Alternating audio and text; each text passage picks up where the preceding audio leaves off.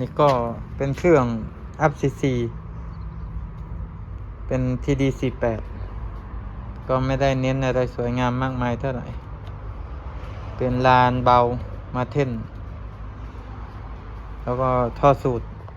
ลูกค้าสั่งซื้อมาเองทางชุด TD48 ใช้กระบูเลื่อยกรีดจาน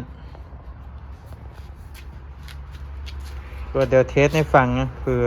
ทางพิจิตรทางนั้นเขาจะเทสให้ฟังบ้างก็เลยเทสตัวนี้ให้ส่งให้พิจิตรดู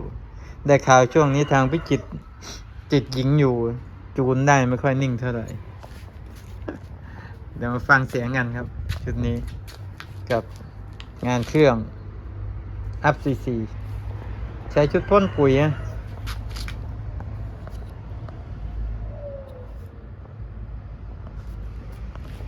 รหัสเสื้อพ่นปุ๋ยก็จะเป็นคล้ายๆลูกศรยิ่งขึ้นนะ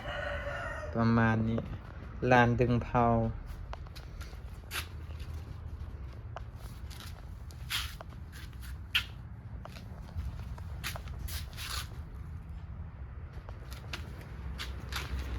พวกคอยไฟก็ใช้คอยแท้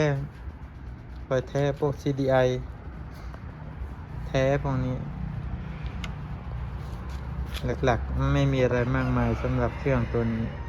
ก็จะมีอีกหลายชุดเลยครับที่จะได้รีวิวไว้ชมมีทั้ง